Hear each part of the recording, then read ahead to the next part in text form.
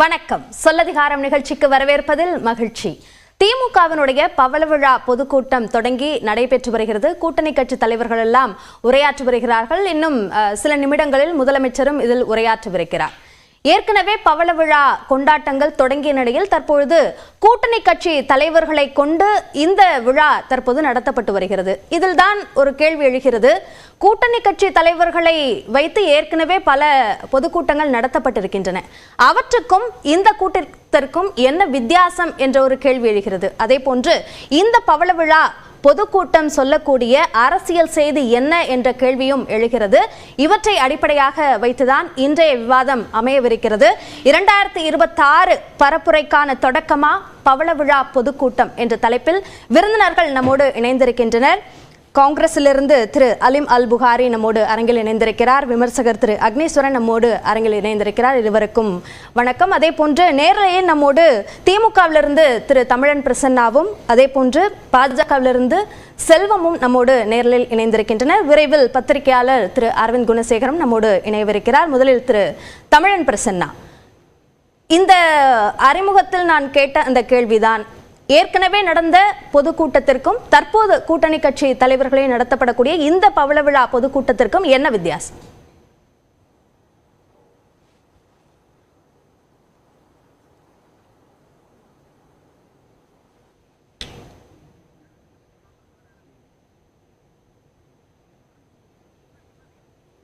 திரு தமிழன் பிரசன்னா, தற்போது சரி, அந்த ஆடியோல ஏதோ சிக்கல் நினைக்கிறேன். தொடர்ந்து திரு அலிம் அல் புகாரி, இப்போ இந்த பொதுக்கூட்டத்தில் அந்த வித்தியாசம் என்ன இருக்கு அப்படின்னு நீங்க நினைக்கிறீங்க? அதாவது ஏற்கனவே பொதுக்கூட்டம் இது போன்ற கூட்டணி கட்சி தலைவர்களை வைத்து நிறைய பொதுக்கூட்டங்கள் நடந்திருக்கு, இப்பவும் நடக்குது. ஆனா இது ரெண்டுத்திற்கும் வித்தியாசங்கள் இருக்கு அப்படின்னு நினைக்கிறீங்களா? இதற்கு முன்னால் முத்தமிழறிஞர் கலைஞர் அவர்களுடைய அந்த நாணயத்தை வெளியிடக்கூடிய நிகழ்விலே கூட்டணி கட்சிகள் எல்லாம் புறக்கணிக்கப்பட்டார்கள் அப்படின்னு சொல்லப்பட்டது ஸ்டார்டிங்கில். அது அதை ஒரு பேசு பொருளாக்கி ஒருவேளை திமுக பாஜகவோடு நெருங்குதா என்று, அதாவது கூட்டணி கட்சிகள் அதிருப்தி ஆகிவிட்டார்கள் அப்படின்னு சொன்னாங்க. இப்போ கூட்டணி கட்சிகள் இதில் இணைந்து எல்லாரும் பேசுகிறாங்க, எல்லாரும் கருத்து சொல்கிறாங்க. அண்ணன் திருமாவளவன் கூட அருமையான கருத்துக்களை எல்லாம் சொல்லி கொண்டிருக்கிறார், பார்த்துட்ருக்குறோம். அப்போ இதை பார்த்துட்டு என்ன சொல்கிறாங்கன்னா, இது கூட்டணிக்கான அச்சாரமா அப்படின்னு. என்னை பொறுத்தவரை கூட்டணி கட்சிகள் அதில் அதிருப்தியாகவும் இல்லை, இதில் திருப்தியாகவும் இல்லை. இது ஒரு பவள விழா நிகழ்வு என்றால் அதை அந்த அளவிலான நிகழ்வாகவே தான் இதை பார்க்க வேண்டும்.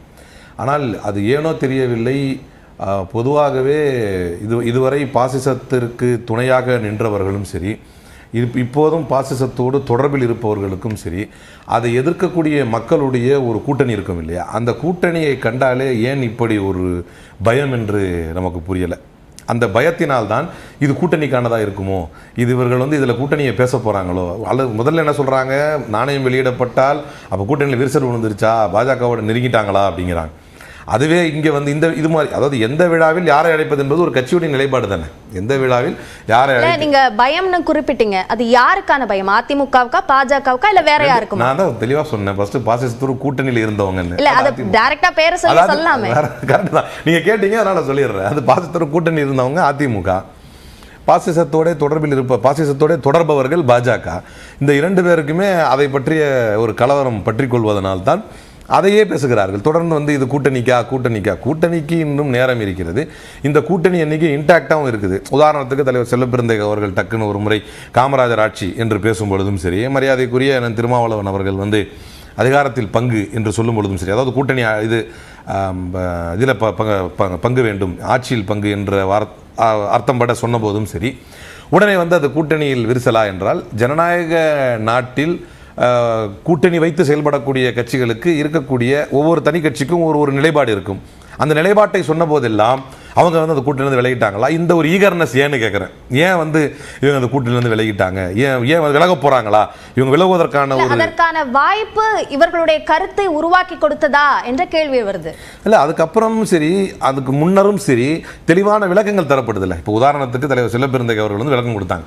ஒவ்வொரு கட்சிக்கும் கொள்கை இருப்பதை போல இந்த கட்சி, அதாவது காங்கிரஸ் கட்சிக்கான கொள்கை என்பது எதை நோக்கி நம்ம பயணிப்போம், எது நம்முடைய இலக்கு அப்படின்னா, பாஜகவுக்கு ஒரு இலக்கு இருக்கும், திமுகவுக்கு ஒரு இலக்கு இருக்கும், அந்த மாதிரி காங்கிரஸுக்கு ஒரு இலக்கு இருக்கும். அந்த இலக்கு வந்து எப்போதுமே தமிழ்நாட்டை பொறுத்தவரை காமராஜர் ஆட்சி. நீங்க சொன்ன மாதிரி இந்த கூட்டணி வந்து இன்டாக்டா இருக்கு அப்படின்றத சொல்றீங்க. ஆனா அதற்கு முரணாக இருப்பது போன்ற ஒரு கருத்து சொல்லும்போது ஏற்கனவே கூட்டணியில பிரச்சனைன்ற விமர்சனத்தை வைக்கிறவங்களுக்கு ஒரு பேசு பொருளை நீங்க கொடுக்கிற மாதிரி ஆகுது அப்படின்றதுதானே அர்த்தமாகும். அதாவது கூட்டணியை முறிக்கக்கூடிய கூட்டணி முரண், இதற்கு இடைப்பட்டு கூட்டணியில் இருக்கக்கூடிய கட்சிக்கென்று ஒரு தனிப்பட்ட நிலைப்பாடு இருக்கும் என்பதை ஏன் ஏற்க மறுக்கிறோம்?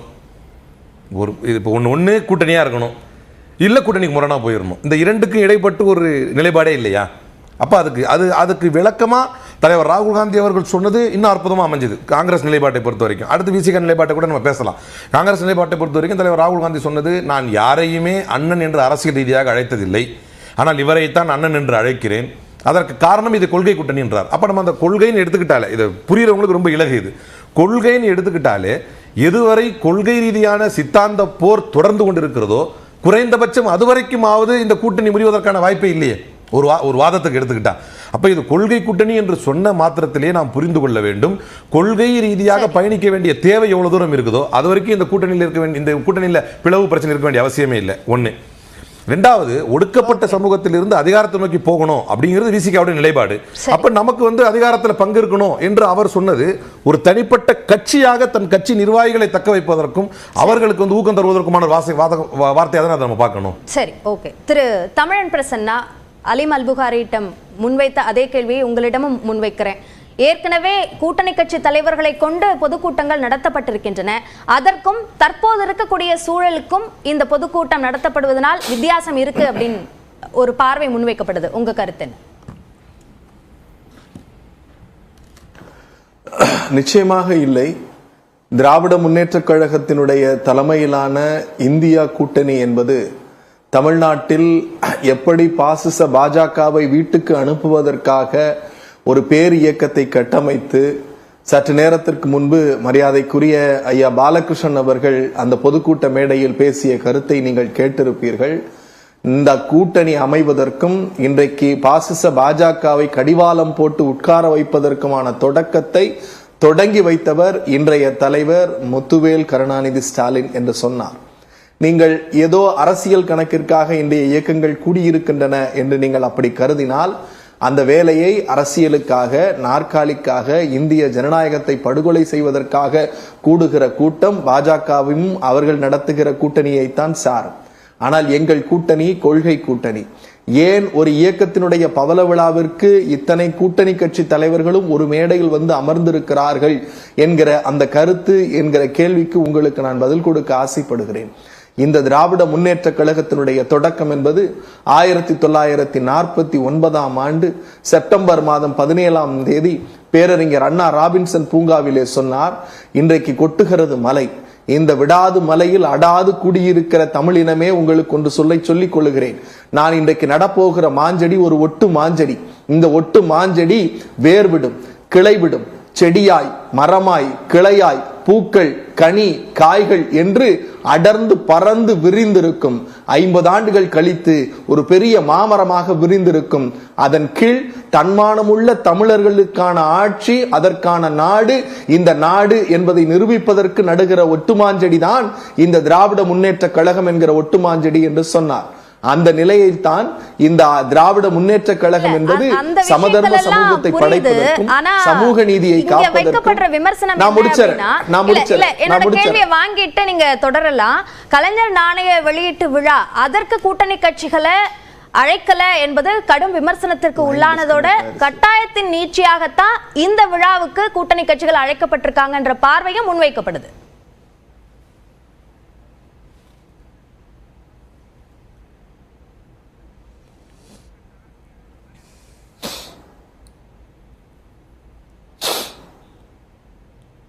சரி சரி, தொடர்ந்து திரு அக்னீஸ்வரன், இப்போ இந்த பொதுக்கூட்டம் இதில் வந்து எந்த விதமான வித்தியாசமும் இல்லை, இதை ஒரு கூட்டணியை நிரூபிக்கிறதுக்கான ஒரு கட்டாயமாகவோ அப்படியாக இல்லை, ஒரு பொதுக்கூட்டம் நடத்தும் போது கூட்டணி கட்சிகளை வைத்து நடத்துவது தான் திமுகவோட வழக்கம், அந்த நிலைப்பாட்டில் தான் இந்த கூட்டம் நடத்தப்படுது அப்படின்னு சொல்றாங்க.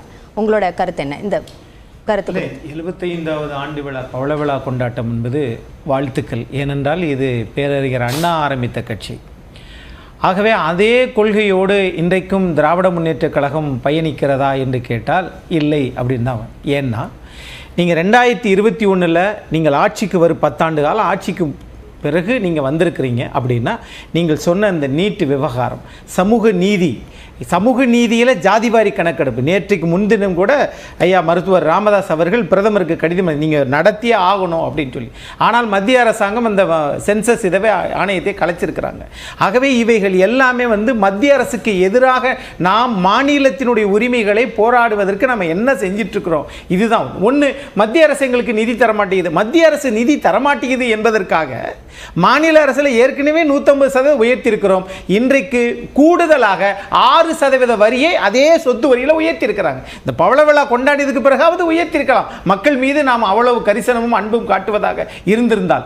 ஆகவே இன்னைக்கு நம்ம பார்க்க வேண்டியது, விழா கொண்டாடுவது ஒரு ஆளுகிற கட்சியாக ஒரு 75 ஆண்டு காலம் கடந்து வந்த பாதையை நாம் கற்றறிந்த பாடத்தை பேசுகிறது. நடப்பு பிரச்சனைகள் பற்றி பேசுறீங்க. இப்ப அரசியல் ரீதியாக இந்த பொதுக்கூட்டம் பற்றிய உங்களுடைய பார்வை என்ன? இப்போ திமுக கூட்டணியை பார்த்து அதிமுக பயப்படுது என்று சொல்கிறார் அலிம் அல் புகாரி. அதற்கு உங்களோட பதில் என்ன? திமுக தான் கூட்டணி கட்சிகளை பார்த்தே பயப்படுது. விடுதலை சிறுத்தைகள் போய்விடுமோ?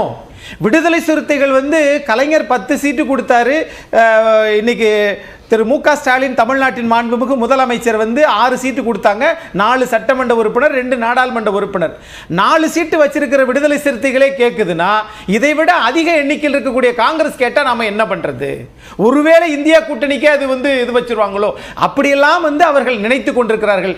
இப்போ கூட்டணி சேருவதில் பிரச்சனை இல்லை, கொண்டாடுவதில், பவள விழா கொண்டாடுவதில் வாழ்த்துக்கள் பிரச்சனை இல்லை. ஆனால் மக்கள் இந்த அரசு, இந்த ஆட்சி, இந்த கூட்டணியை பற்றி மக்கள் கொண்டாடுகிறார்களா என்று கேட்டால் இல்லை. அதுதான் அர்த்தம். அதைத்தான் நாங்கள் பார்க்கிறோம். கூட்டணி கட்சிகள் நாங்கள் நீடித்திருப்பதால், ஒரு அரசியல் கட்சி கூட்டணி ஒத்துமையாக இருப்பதால் என்ன பயன்? மக்களுக்கு பயன் அளிக்கணும். அதுதானே. இப்போ இப்படி வேணா கணக்கெடுங்களேன். இல்ல, திரு எடப்பாடி பழனிசாமி சொல்லும்போது சொன்னாரு, கூட்டணிக்குள்ள, திமுக கூட்டணிக்குள்ள புகைச்சல் இருக்கு அப்படின்னு சொன்னாரு. ஆனா இப்போ எல்லாரும் ஒன்னா உட்கார்ந்து பொதுக்கூட்டம் நடக்குதே. உட்கார்றவங்க எல்லாம் ஒரே கருத்தோட இருக்காங்கன்னு அர்த்தமா? நீங்க ஒரே கருத்து 10% EWS தான் பேசின தலைவர்கள் எல்லாருமே சொல்றாங்க. எல்லா தலைவர்கள்லாம் உட்காருவாங்க. அது ஒன்றும் பிரச்சனை இல்லை. ஒரு முக்கியமான விழாவுக்கு எல்லோரும் ஒன்று சேருவார்கள். அது அரசியல் நாகரிகம். ஆனால் 10% EWSல நீங்க விடுதலை சிறுத்தைகளுக்கும் கம்யூனிஸ்டுகளுக்கும் முரண்பாடு இருக்கா இல்லையா? நீங்க ஈழத்தமிழர் இதில் விடுதலை சிறுத்தைகளுக்கும் காங்கிரஸுக்கு முரண்பாடு இருக்கா இல்லையா? அப்ப அது இங்க முக்கியம் இல்லை. நீங்க எல்லோரும் சேர்ந்து 40க்கு 40, ஏற்கனவே 39, இந்த கூட்டணி கட்சிகள் எல்லாம் சேர்ந்து எல்லா வரியும் உயர்த்துறதுக்கா? நீட்டு விலக்கு கொண்டு வராம பாடுபடுறதுக்கா? கூட்டணிக்குள்ள கொள்கையில சில முரண்கள் இருக்கிறத சொல்றீங்க. இப்ப சமூக நீதியில அதிமுகவும் திமுகவும் ஒரே நிலைப்பாட்டில் தான் இருக்காங்க. ஆனா எதிர் கட்சிகளா இல்லையா? அப்போ கூட்டணிக்குள்ள இருக்கிறவங்க வெவ்வேறு கொள்கையோட ஒன்னா இருக்க முடியாதா? அரசியல் கட்சிகள் வேறு வேறு நிலைப்பாட்டில் இருக்கிறது முக்கியம் இல்லை. அது அண்ணா திமுகவிலிருந்து வந்த கட்சி, அதனால் அதை எதிர்த்து நிற்கிறது. ஆனால் நீங்கள் உள்ளுக்குள்ள சில முரண்பாடுகளை வைத்துத்தானே கூட்டணி அரசியல் சக்கரம் நகர்கிறது. நான் அதுக்காக சொல்றேன். ஆக இந்த கூட்டணி தொடர்கிறதா தொடரவில்லையா என்பது இப்பொழுது தெரியாது. இன்னும் 18 மாதம் இருக்கிறது. ஆனால் நான் இப்ப கேட்பது, திரு ஆதவ் அர்ஜுன் கேட்ட கேள்வி, நீங்க தலித் நீங்க சமூக நீதி என்று பேசுகிறீர்கள்.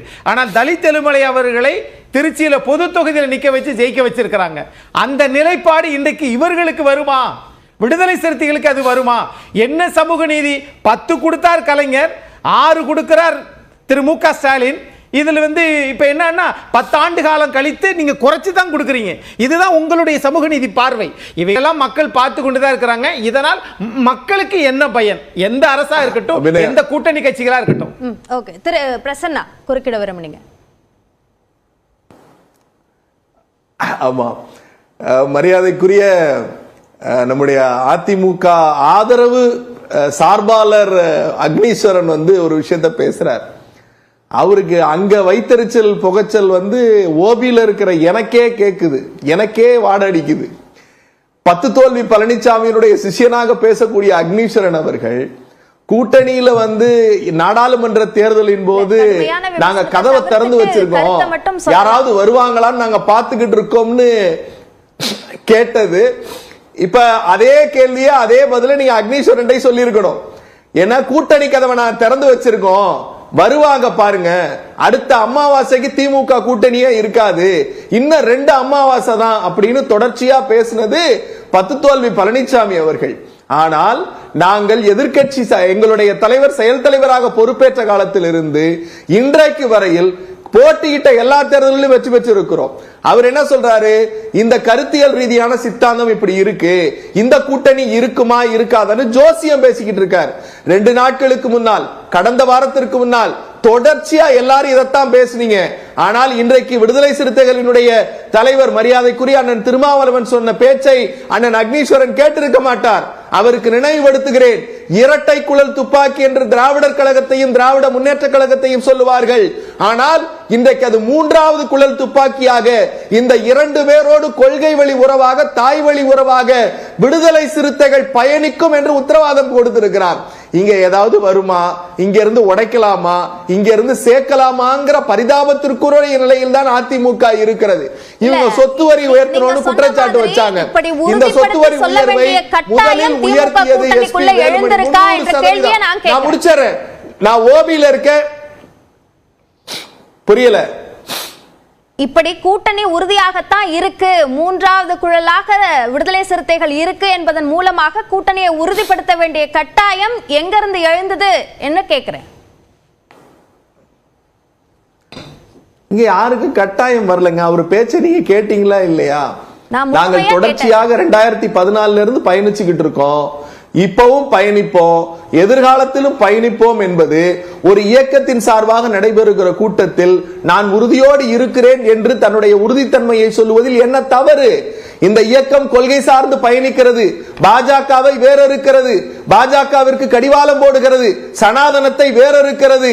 இந்த இந்தியாவினுடைய இறையாண்மையை பாதுகாக்கிற ஒரு கட்சிக்கு உறுதுணையாக இருப்பேன் என்று சொல்லுவது கட்டாயம்னு நீங்க பாத்தீங்கன்னா அது உங்களுடைய இன்னும் நான் அறிவின்மைன்னு சொன்னா கோவிச்சுக்குவீங்க, புரிதலின்மை அப்படின்னு வேணா வச்சுக்கலாம். புரிதலின்மைக்கு என்ன பதில் சொல்ல முடியும்? பாஜகவும் அதிமுகவும் 2 பேரும் கதவு ஜன்னலை திறந்து வச்சிருக்கோம்னு சொன்னாங்க. எங்கள்கிட்ட இவங்க வருவாங்க, அவங்கள்ட்ட இவங்க வருவாங்கன்னாங்க. இப்ப வரைக்கும் அவங்களால ஒண்ணு சேர முடியல. பாஜகவோடு இருந்த எல்லா கட்சிகளும் கூட்டணியில இருந்து பிச்சுக்கிட்டு ஓடினாங்க. அது தமிழ்நாடு அளவிலும் சரி, அகில இந்திய அளவிலும் சரி. இங்க எல்லாம் ஒன்னா இருக்காங்க, ஒரே தட்டில் அண்ணன் தம்பிகளாக உண்டு. இந்த கூட்டணியை வலுப்படுத்தி தலைமையேற்று நடத்தி கொண்டிருக்கிற ஒரு தன்மான தலைவர் முத்துவேல் கருணாநிதி ஸ்டாலின். ஆக எங்களுக்கு நீங்கள் என்ன வேணாலும் பேசலாம், எங்களுக்குள்ளார எந்த பிரச்சனையும் இல்ல. இதுவுமே நீங்க கேட்ட கேள்விக்கு தான பதிலே தவிர நான் I am not giving a self declaration for that. Okay okay. திரு செல்வம், பாஜகவை எதிர்க்கக்கூடியதில் ஒன்றுபட்டு நிற்கிறது திமுக கூட்டணி என்பதை மீண்டும் வலியுறுத்தி சொல்லியிருக்கிறார் திரு திருமாவளவன். உங்களுடைய பதில். நியூஸ் 18 தொலைக்காட்சி நிறுவனத்திற்கு, நெறியாளருக்கு, தொழில்நுட்ப கலைஞர்களுக்கு, என்னுடைய சக பங்கேற்பாளர்களுக்கு அனைவருக்கும் வணக்கம். இது வந்துமா ஒரு அரசியல் இயக்கம் தொடங்கப்பட்டு ஒரு 75 ஆண்டுகள் கடந்து அந்த இயக்கம் பவளவிழா கொண்டாடுவது என்று அந்த கட்சியினுடைய உரிமை. அதுவும் கூட ஆளுங்கட்சியாக இருப்பதால் அந்த கட்சி தனக்கு மிகப்பெரிய செல்வாக்கு இருப்பதாக மக்கள் மத்தியில அதை வெளிப்படுத்த வேண்டிய ஒரு கட்டாயத்தில் இருக்கிறது. அதுலயும் குறிப்பா நான் இன்னும் ஒரு செய்தி ஒன்று சொல்றேன். 1944 நீதி கட்சியில இருந்து திராவிடர் கழகமாக தந்தை பெரியார் அவர்களும் அண்ணா அவர்கள் தொடங்கிய அந்த காலத்திலே இருந்து 44க்கு 49க்கும் இடையில அண்ணாவிற்கும் பெரியாருக்கும் இடையிலேயே முரண்பாடு வந்தது. ஏதோ திமுக கொள்கை கூட்டணி சனாதானத்திற்கு எதிரானது அதெல்லாம் சொல்றாங்க. நான் என்ன சொல்றேன்னாமா, அந்த கட்சி தொடங்கினதனுடைய நோக்கமே என்னன்னு கேட்டா பெரியாருக்கும் அண்ணாவுக்கும் ஏற்பட்ட தனிப்பட்ட முரண்பாடுகள். அதாவது பெரியார் அவர்கள் வயது கடந்து ஒரு திருமணம் செய்தார்கள் என்பதற்காக இது கூடாத திருமணம், அண்ணா ஒரு நிமிஷம், கொஞ்சம் ஒரு நிமிஷம். பெரியார் அவர்கள் கூடா திருமணம் நடத்துகிறார் என்று அண்ணா அவர்கள் பகிரங்கமாக பேசி செல்வாண்ட ஒரு நொடி அண்ணே, ஒரு நொடி செல்வாண்ட சொல்லுங்க.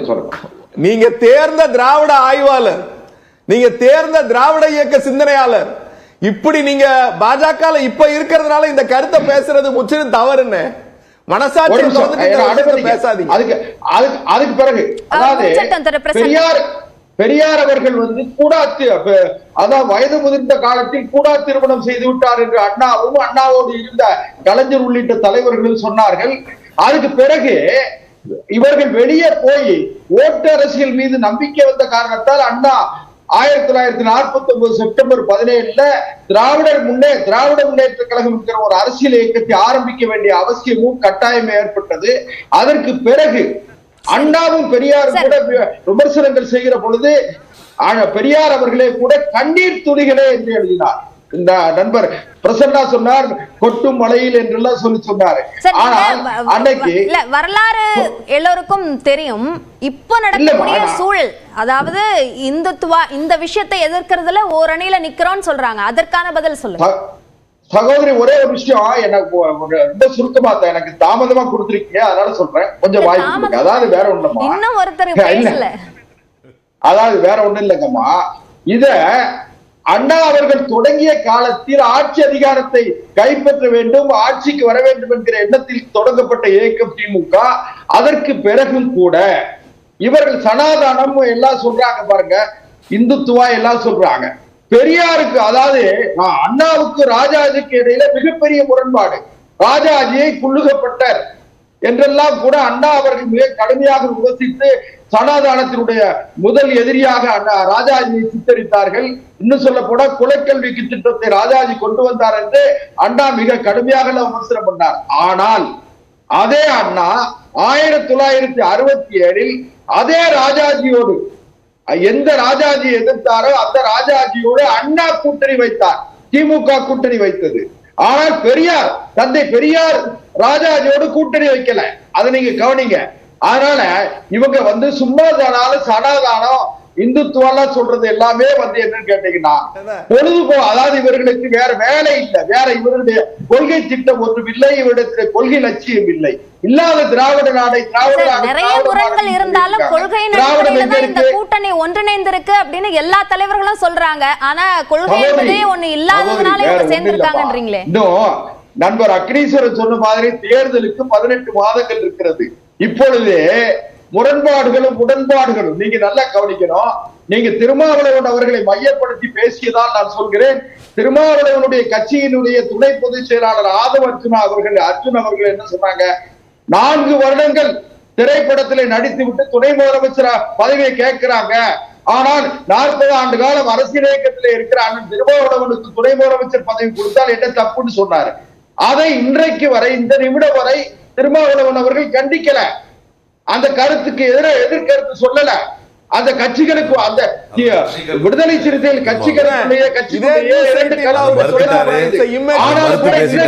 அவருடைய செயல் தொடர்பாளர்களே மறுத்துட்டாங்க. அதான் நான் என்ன சொல்றேன்னா,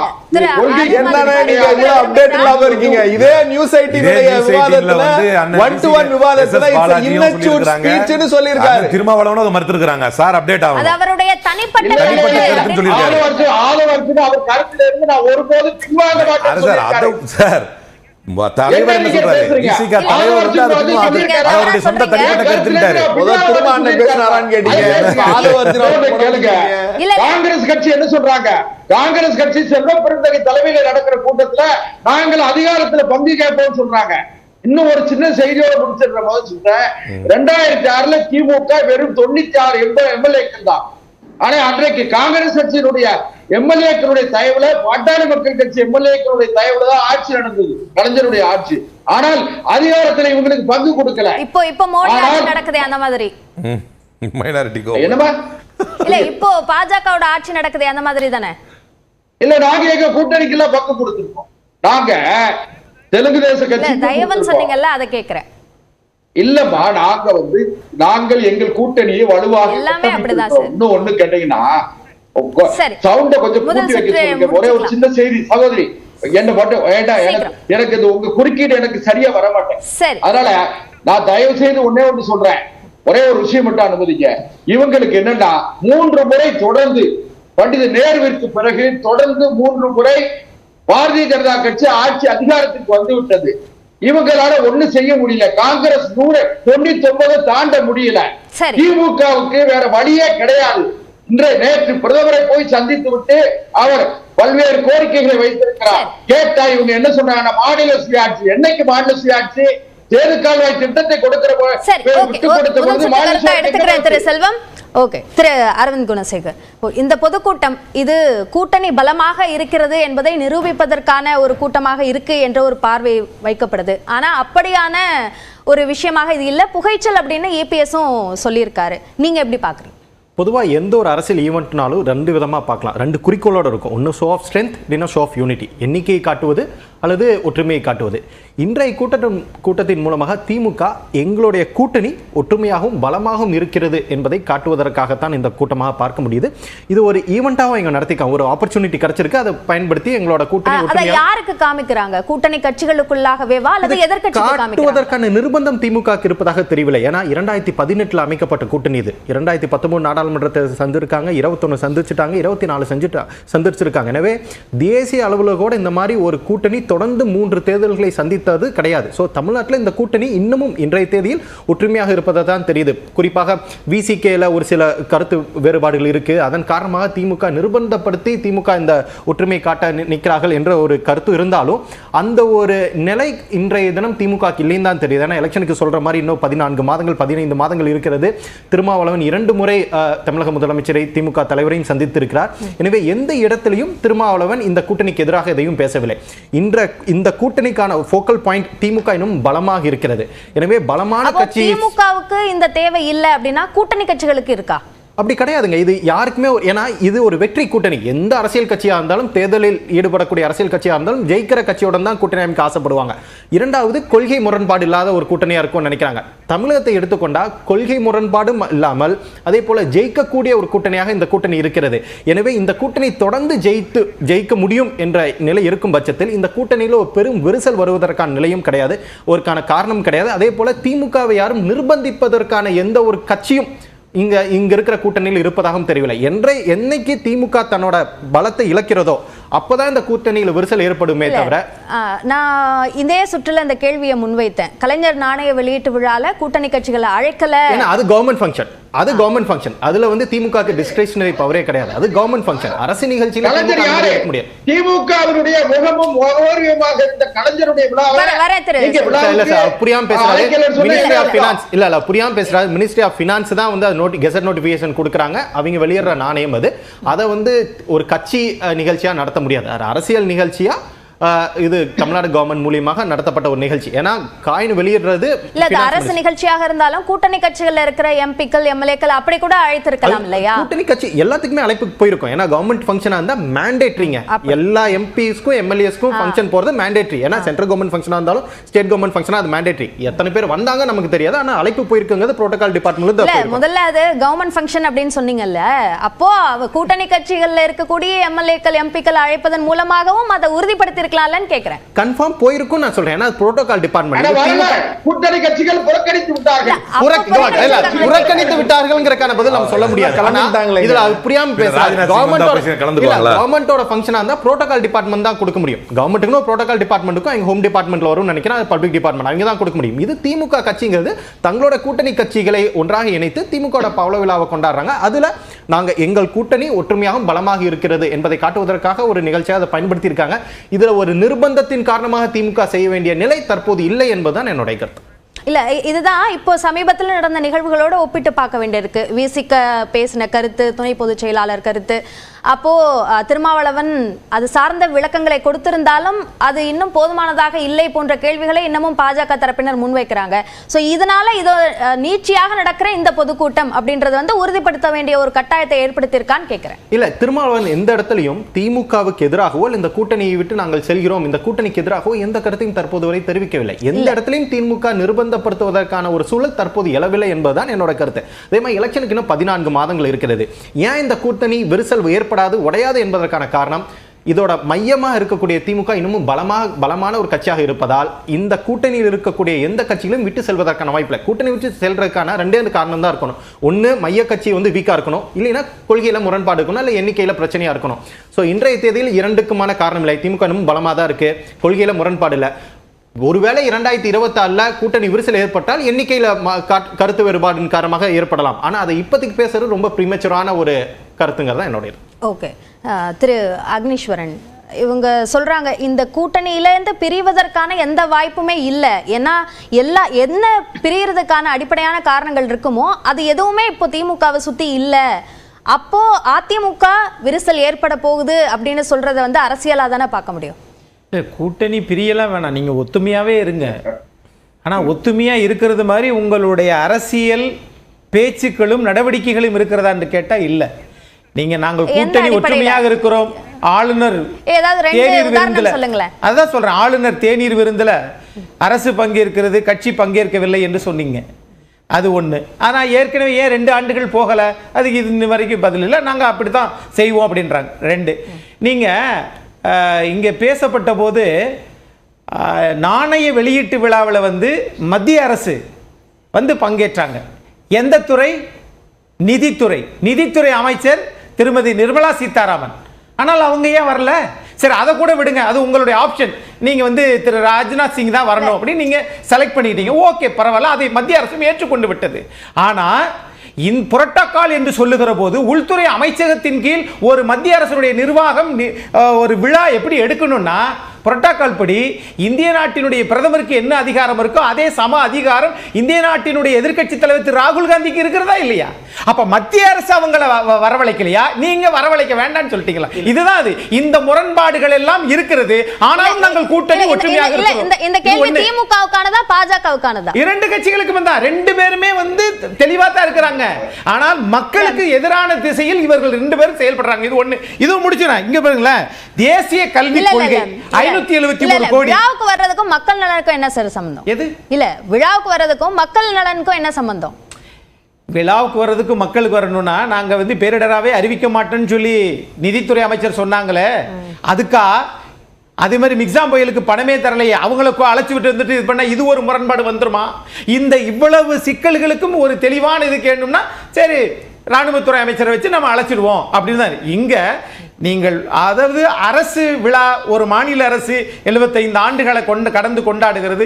இது ஒரு மிக நீண்ட பார்வை பயணம். அதெல்லாம் வந்து வாழ்த்துக்கள். ஆனால் இதனால் மக்களுக்கு என்ன பயன்? இது ஒண்ணு. இன்னொன்னு, அண்ணன் செல்வம் போகிற போக்குல அப்படியே ஒரு இதை வந்து மறைச்சிட்டு போறாரு. எப்படின்னா, நீங்க பேரறிஞர் அண்ணா வந்து தந்தை பெரியார் மீது குற்றச்சாட்டு வைத்தெல்லாம் போகல. நாம் அரசியல் அதிகாரத்தை எட்ட வேண்டும் என்றால் 1949 ஆரம்பிச்ச கட்சி, நம்ம 56 தான் திருச்சியில மாநாடு, 57 தான் முதல் 15 சட்டமன்ற உறுப்பினர்கள். நாம் சமுதாய சீர்திருத்த இயக்கமாகத்தான் திமுக முதல் ராபிசன் புகழ் ஆரம்பிச்சாங்க. அதுதான் அவர்களுடைய நோக்கம். அதனால தான் தந்தை பெரியாருக்கு இறுதி நாள் வரை பேரறிஞர் அண்ணா ஒரு சேரை போட்டு ஐயா நீங்க தான் தலைவர்னாரு. தலைவர் போய் இருக்க யாருக்குமே கொடுக்கப்படவே இல்லை, தந்தை பெரியார். ஆகையினால இதெல்லாம் கொஞ்ச நாளைக்கு முன்னாடி வந்து பேசிட்டு இப்ப மறந்துறீங்களே, அது நம்ம வேற. இன்னைக்கு உங்க பாஜக நிலைப்பாடு என்ன? 573 கோடி கொடுப்பீங்களா கொடுக்க மாட்டீங்களா? அவங்க கொடுக்க மாட்டேன்னு சொல்றாங்க. மாநில கல்விக் கொள்கையை ஏத்துக்குங்கன்றாங்க. ஆனா இவங்க என்ன சொல்றாங்க? பொதுச் செயலாளர் ஜெயலலிதான்னு சொன்னீங்க, இப்போ ஏபிஎஸ் இருக்காரு அப்படின்னு கேட்க மாட்டாங்களா? இவங்க என்ன சொல்றாங்கன்னா, அந்த கட்சிகள் இன்னைக்கு விவாதம் இல்ல. இவங்க என்ன சொல்றாங்கன்னா, ஏற்கனவே ஒரு ஆண்டுகளுக்கு முன்னாடியே சிவதாஸ் மீனா தலைமைச் செயலாளர் நீங்க மத்திய நீங்க சொல்லக்கூடிய தேசிய கல்விக் கொள்கை நாங்கள் ஏற்றுக்கொள்கிறோம் சொல்லி அவர் எழுத்துப்பூர்வமாக கொடுத்திருக்கிறாரு. அதெல்லாம் இங்க பேச மாட்டேங்கிறீங்க. அரசாணை 40 பேச மாட்டேங்கிறீங்க. ஆனால் இது சமூக நீதி, கூட்டணி ஒற்றுமையாக இருக்கிறோம், மக்களுக்கான ஆட்சி, இது கூட்டணி அரசியல் கட்சிகளுக்கான ஆட்சியாகத்தான் திமுக இருக்கிறதே ஒழிய அது மக்களுக்கான ஆட்சியா நான் பார்க்கவில்லை. சரி, திரு பிரசன்னா, திரு அக்னேஸ்வரன் நிறைய கேள்விகள் எழுப்பியிருக்கிறார், உங்களுடைய பதில். இல்லைங்க, அவர் அப்படிதாங்க பாப்பாரு. அவர் வந்து எங்களாட்சி நல்லாட்சி நான் சொல்லுவாரு. அவர் வந்து பத்துத்தோல்வி பழனிசாமியினுடைய பிரதிநிதி, அவர் அப்படிதான் பேசுவார். 13 வருஷம் எனக்கு இவ்வளவு வருத்தம் என்னன்னா, காலத்தின் கட்டாயம் திரும்ப சொல்லிட்டு இருக்கிறது பிரசன்னா. ஒருவேளை அக்னி நான் ஓபில இருக்கேன், இல்ல திரும்ப நான் ஓபில இருக்கேன். அதுல 13 வருஷம் ஆட்சியே வராம இருந்தீங்க. எங்கள் ஆட்சி மீது அதிருப்தி இருந்திருந்தால், அல்லது அக்னி நான் ஓபில இருக்கேன், அக்னி நேர்ல இருக்கிறப்பயே உங்கள்கிட்ட பேச முடியாது, கத்துவீங்க, ஓபில நான் டிஸ்டர்பா இருக்கும், கொஞ்சம் அமைதியா இருங்க. ஏன்னா அதிமுக வந்து தொடர்ச்சியாக அவர்களுடைய நிலைப்பாடு என்ன, எடப்பாடி பதவியேற்றதிலிருந்து அவர்களுடைய நிலைப்பாடு என்ன, இதுக்கெல்லாம் நான் போக வரலங்க. எங்க கட்சி தலைவர் இன்னைக்கு பொறுப்பேற்று இருக்கிறார். அவங்க வந்து சொல்றது இந்த ஆட்சி மக்களுக்கான ஆட்சி இல்லைன்னு. மக்களுக்கான ஆட்சி இல்லைன்னா மக்கள் தான் மீண்டும் நாடாளுமன்றத்தில் கடந்த முறை கூட 39 இடங்கள், இந்த முறை புதுச்சேரியும் சேர்த்து 40 இடங்களை எங்களுக்கு வழங்கி இருக்காங்க. அப்ப மக்களினுடைய முடிவு என்பது திராவிட முன்னேற்ற கழகமும் அதன் சார்ந்த கூட்டணியின் பக்கம் தான் இருக்கிறதே தவிர அதிமுக பக்கமோ அல்லது பாஜக பக்கமோ இல்லை. எனக்கு ஒரு மிகப்பெரிய வருத்தம் என்னன்னா, அண்ணன் செல்வம் அவர்கள் ஒரு நீண்ட நெடிய திராவிட பாரம்பரியத்திலிருந்து வந்தவர். இன்றைக்கு தான் இருக்கிற கட்சியினுடைய அந்த எல்கைக்காக தந்தை பெரியாரையும் அண்ணாவையும் கொச்சைப்படுத்தி விட்டு என்றைக்கும் ராஜாஜியோடு தந்தை பெரியார் கூட்டணி வைக்கவில்லை என்று பேசுகிறார். தந்தை பெரியாரும் ராஜாஜியும் அணுக்க நண்பர்கள். ஈவன் நீங்க பேசின திருமண அந்த முடிவை கூட ராஜாஜியோடு கலந்துதான் அந்த முடிவையே தந்தை பெரியார் எடுத்தார். இது வரலாறு உங்களுக்கு நல்லா தெரியும். ஆனால் பேரறிஞர் அண்ணா, அவர் தந்தை பெரியார், தந்தை ஸ்தானம், நீங்க சொன்னீங்களே கண்ணீர் துளி பசங்கன்னு, எந்த கொள்கையில் இருந்தாலும் கூட இவர்கள் எங்கள் தந்தை எங்களை பேசுகிறார், அவர் கோபத்தில் இருக்கிறார், எங்களுக்கு எதிராக பிரச்சாரம் செய்தாலும் அவர் எங்களுடைய தந்தை என்று சொல்லி ஆட்சிக்கு வந்தவுடனேயே ஆட்சியில் கட்டில் ஏறுவதற்கு முன்னால் எங்கள் ஆட்சி உங்களுக்கு சமர்ப்பணம் என்று தந்தை பெரியாரின் காலடியில் வைத்து தொடங்கப்பட்டதுதான் இந்த ஆட்சி. இப்ப பவள விழா காணுகிறோம். நீங்க சொல்றீங்க நாங்க கான்சிக்வெண்டா 3 முறை வெற்றி பெற்று விட்டோம் என்று. ஆனால் வெற்றி பெற்றதனுடைய நிலை என்ன? இந்தியா துண்டாடப்பட்டிருக்கிறது. பக்கத்தில் இருக்கிற மனிதன் என்ன சாதி என்று கேட்க ஆரம்பித்திருக்கிறான். பக்கத்தில் இருக்கிற மனிதன் நீ என்ன மதம் என்று கேட்க ஆரம்பித்திருக்கிறான். ஆனால் 75 ஆண்டு காலத்தில் திராவிட முன்னேற்ற கழகம் சமத்துவத்தை, சமூக நீதியை, இந்திய அரசியலமைப்பு சட்டத்தில் இடஒதுக்கீட்டுக்கான முதல் திருத்தத்தை, அதன் மூலம் இந்தியாவிலேயே 69% இடஒதுக்கீட்டை தக்க வைத்திருக்கிற மாநிலமாக, எல்லா மாநிலத்தை விட கல்வி அறிவில், மனிதவள குறியீட்டில், மனிதவள மேம்பாட்டில், தொழில் வளர்ச்சியில், தொழில் முன்னேற்றத்தில், இளநிலை கல்வியில், முதுநிலை கல்வியில் என்று எல்லா தரத்திலும் 75 ஆண்டு காலத்தில் 50 ஆண்டுகால ஆட்சியில் திருமாவளவன்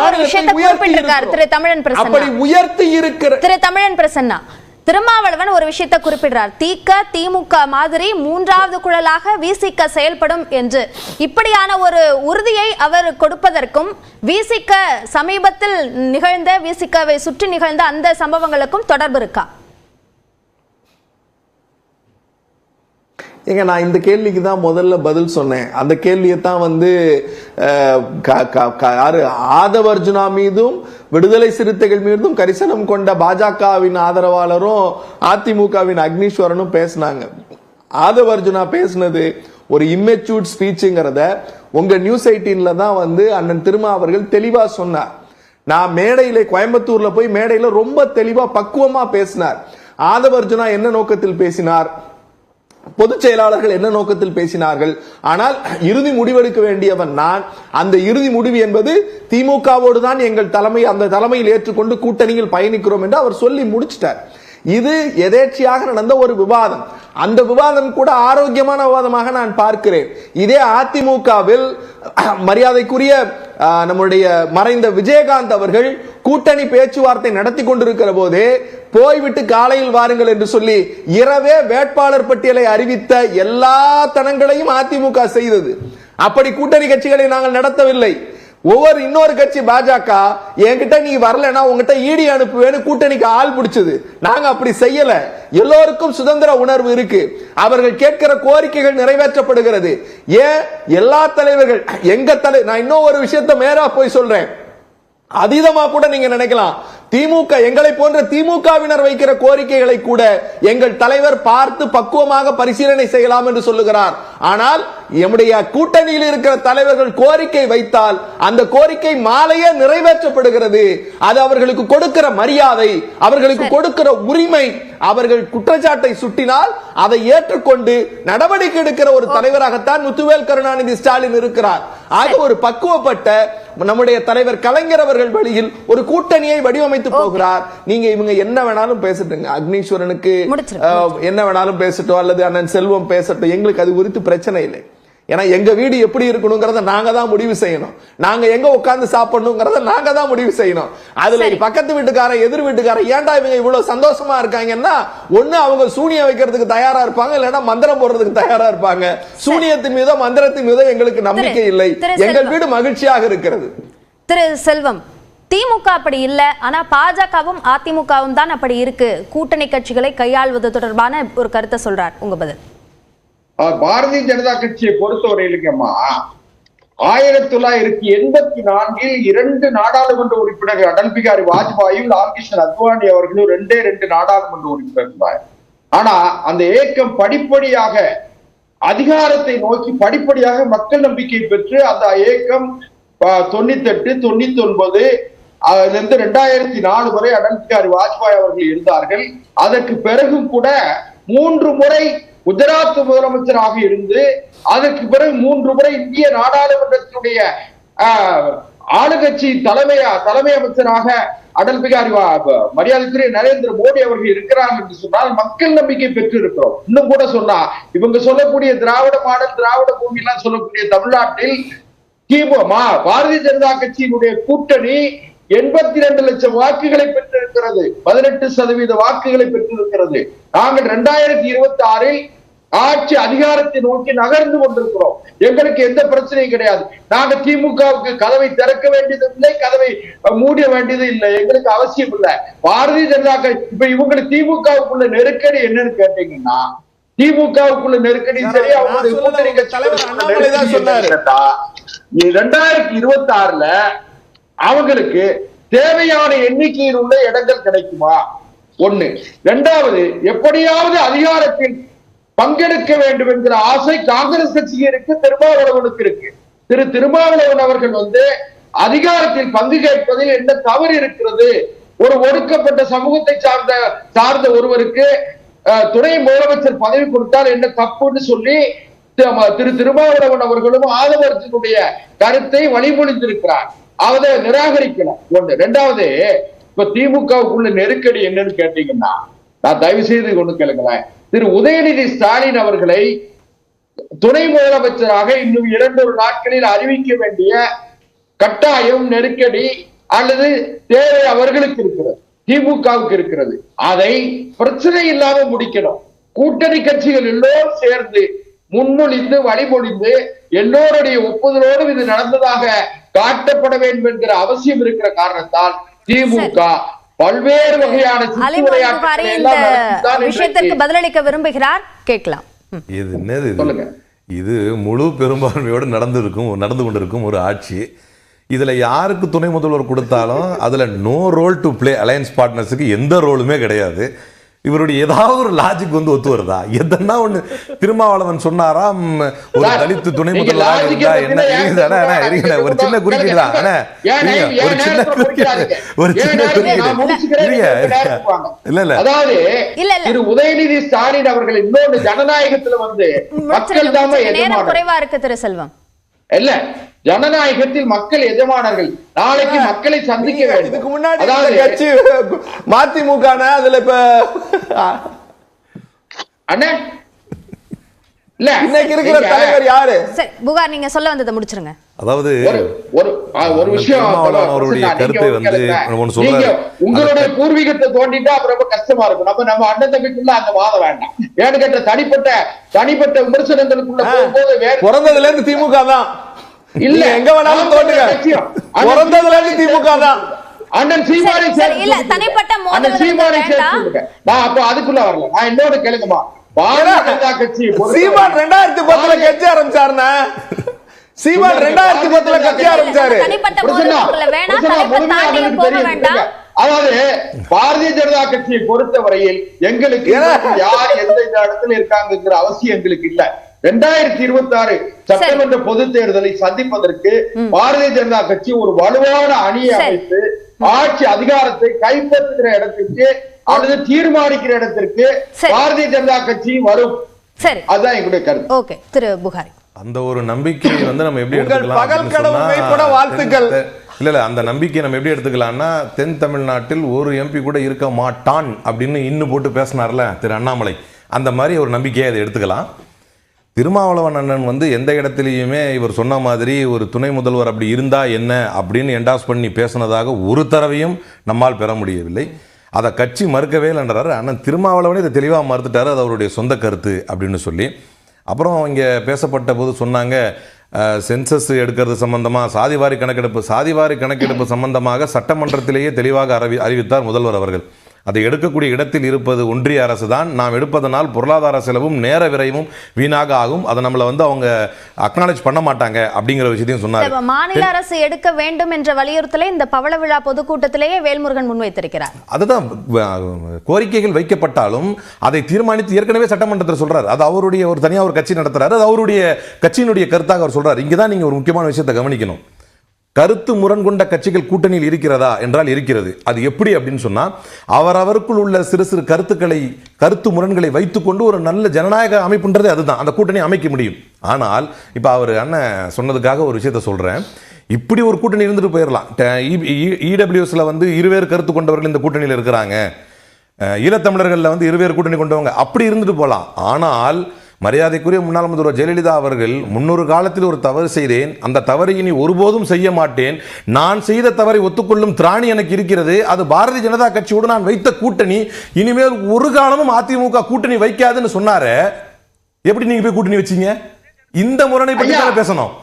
இந்த முரணை பற்றி தானே நீங்க பேசணும். அதே ஜெயலலிதா திரும்ப கூட்டணி வச்சாங்க. மரணிக்கிற வரைக்கும் வைக்கல. கூட்டணி வச்சீங்க.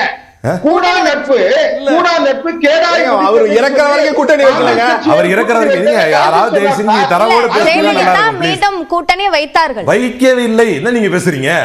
அவங்க என்னைக்கு சீரணி அரங்கத்தில் அறிவிச்சாங்களோ கேடாய் முடிந்தது சொன்னார் சார். எப்ப ரொம்ப காலம் கிடையாது. 2010 இல்ல எதிர்க்கட்சி தலைவர் வரல நீ ஏன்னு கேக்குறீங்க? ஒண்ணு ஸ்டாட்டிஸ்டிக்கலா பேசுங்க, இல்ல ஹிஸ்டாரிக்கலா பேசுங்க. சம்பந்தம் ஏன் கத்துறீங்க? கத்தாதீங்க. நீங்க பேசும்போது சும்மா தானே இருந்தேன். கொஞ்சம் கீழே பேச்சுவார்த்தை மேல ஏன் பதறீங்க? ஏன் பதறீங்க? என்ன பேசதா விடுங்களேன், என்ன பேசதா விடுங்களேன், பதறாம. அப்ப மரியாதைக்குரிய ஜெயலலிதா அவர்கள் சீரணி அரங்கத்திலே அறிவித்ததற்கு பின்னால் அவர்கள் மரணிக்கும் வரை கூட்டணி வைக்கவில்லை. அதுதான் கட்சியுடைய நிலைப்பாடு. இடையில் மலைச்சாமி ஐஏஎஸ் கூட கூட்டணி வருவதற்கு வாய்ப்பு இருக்கு என்று சொன்னதற்காக தூக்கி அடித்தார். பாஜகவோடு கூட்டணி அமைவது என்பது அந்த நேரத்தில் முடிவெடுப்பாங்கன்னு சொன்னதற்காகவே தூக்கி அடித்தார் ஜெயலலிதா அவர்கள். அதுக்கப்புறம் ஒரு கூட்டணியை வச்சது என்னுடைய வாழ்க்கையின் மிகப்பெரிய அரசியல் தவறு என்றார் ஜெயலலிதா அவர்கள். ஆனால் நீங்கள் அதற்கு பின்னால் உங்கள் ஆட்சியை காப்பாற்றிக் கொள்வதற்காக எடப்பாடி பழனிசாமி அவர்கள் கூட்டணி வச்சாங்க. இது ஒண்ணு.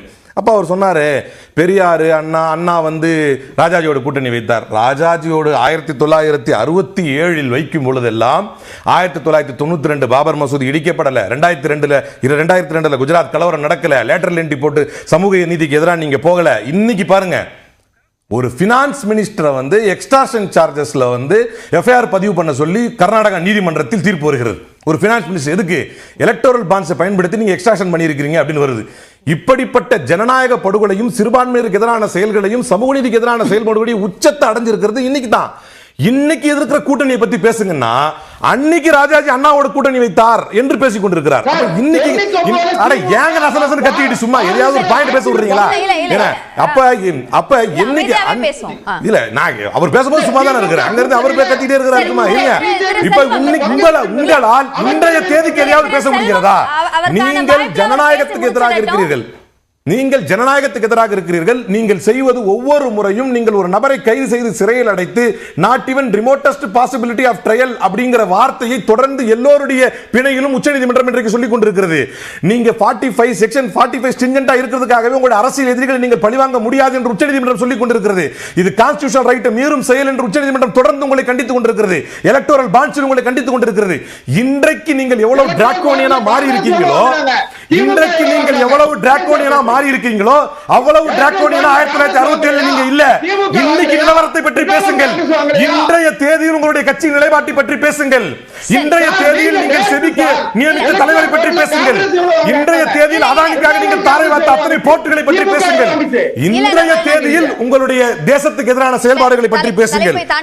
இல்ல அப்படிப்பட்ட பாஜகவோடு கூட்டணி வைத்து விட்டு அதிமுக வைத்த கூட்டணியை பற்றி தான் நான் பேசிட்டு இருக்கிறேன். அப்ப அந்த பாஜக உங்களிடத்தில் ஒரு கேள்வி கேட்கப்பட்டால் திமுக கூட்டணியை பற்றி நீங்கள் கேள்வி எழுப்புங்கள் என்றால் 1967 அண்ணா வச்சாருன்னா நம்ம அதை கேட்க தானே செய்வோம். அப்ப அவங்க சனாதனத்தை எதிர்க்கிறதுல அப்ப சும்மா சொன்னாங்க. இங்க கேள்வி சனாதனம் எதிர்க்கப்பட வேண்டியதா இல்லையா?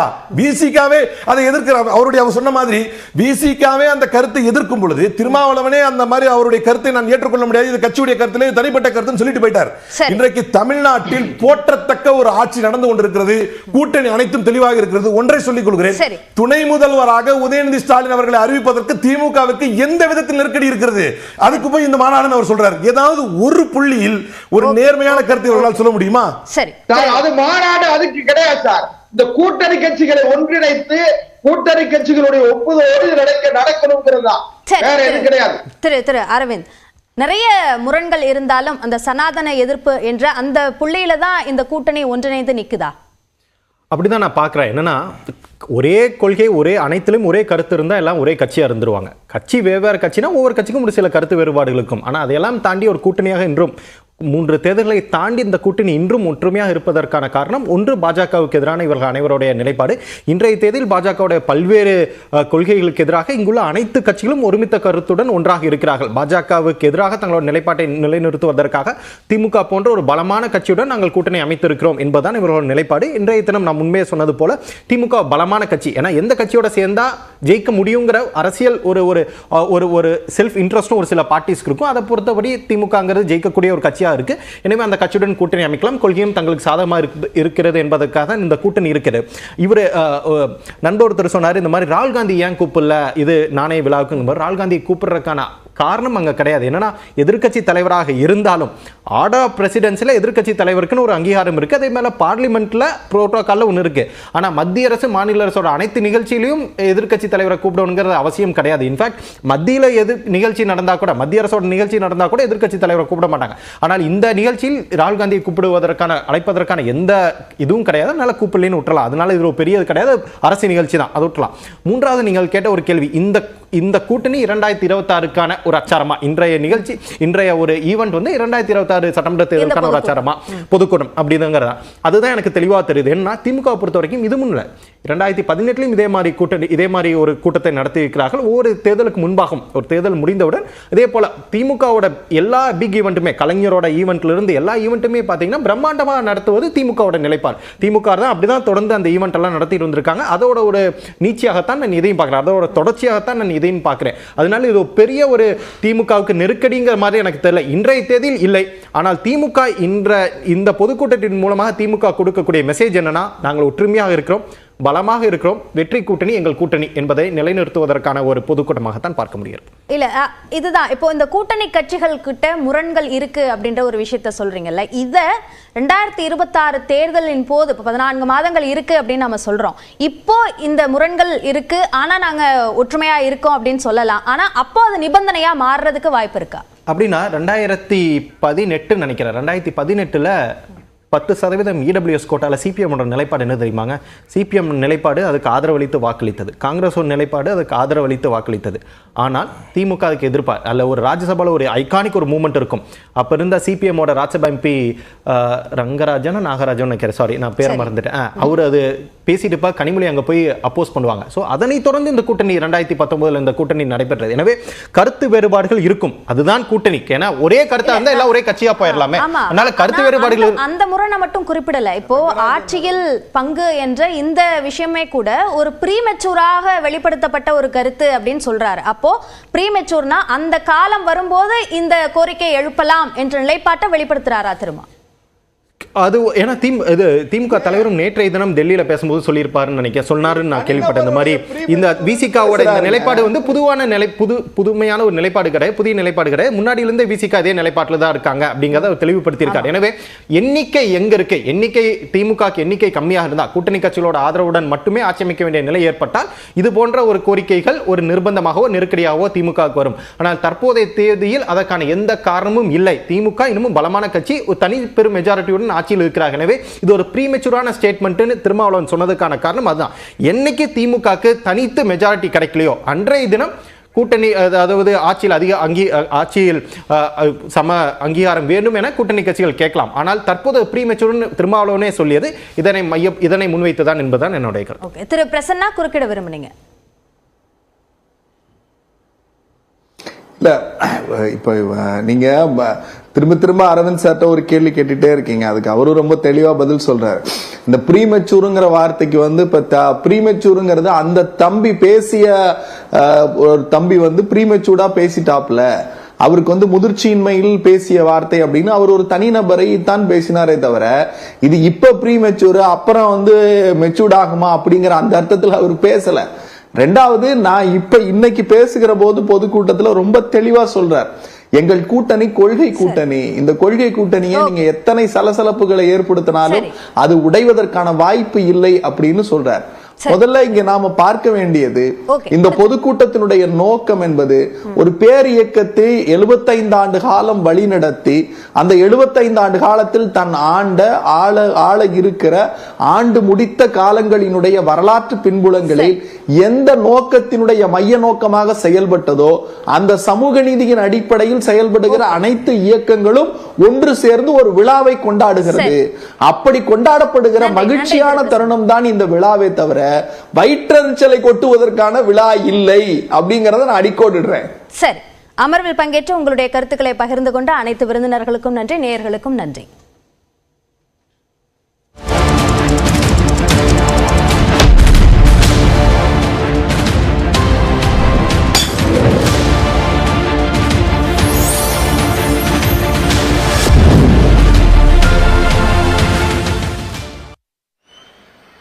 என் உயிரோடு கலந்திருக்கக்கூடிய தலைவர் கலைஞர் அவர்களின் உயிரினும் உயிரான அன்பு உடன்பிறப்புகளே, உங்கள் அனைவருக்கும் அன்பான வணக்கம். வீழ்ச்சியுற்ற தமிழ்நாட்டை எழுச்சி பெற வைக்க திராவிட முன்னேற்றக் கழகம் என்ற மாபெரும் இயக்கத்தை உருவாக்கின பேரறிஞர் பெருந்தகை அண்ணா அவர்கள் பிறந்த இந்த காஞ்சி மண்ணில் அவர் உருவாக்கின பேரியக்கத்தின் பவள விழாவை நாம் நடத்தி கொண்டிருக்கிறோம். இது திராவிட முன்னேற்ற கழகத்திற்கு கிடைத்திருக்கக்கூடிய பெருமை.